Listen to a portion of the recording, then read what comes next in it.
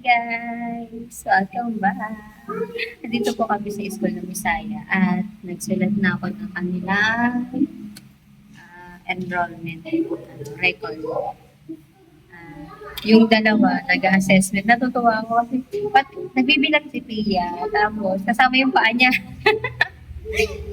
Tawa rin. Sabi ko, ba't kasama yung paa? Sige, nade-distract. Sabi ko, sige lang. Tapos nagtatanong siya sa akin. Sabi niya, dapat ba 85? Sabi ko, ikaw lang makakasagot yan. Kasi, kaya nga kayo may assessment, pinag-exam kayo dyan, para malaman kung saan kayo mahina at saan kayo magaling. Ba't may tatanong sa akin? Sabi ko, sige, ayan, diretso siya, tingnan niya. Ibaba mo yung paa mo.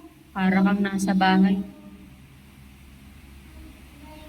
It's all gonna be good. Don't worry about nothing. Don't worry about nothing now. It's all gonna be good. So breathe like you know you should. Yeah, breathe till you've understood. So, ayun nga sila. Natawa kay Pia kasi habang nagbibilang siya, napapakamon siya. Pati yata yung puto niya nagbibilang na din. joke lang. Hindi distract siya.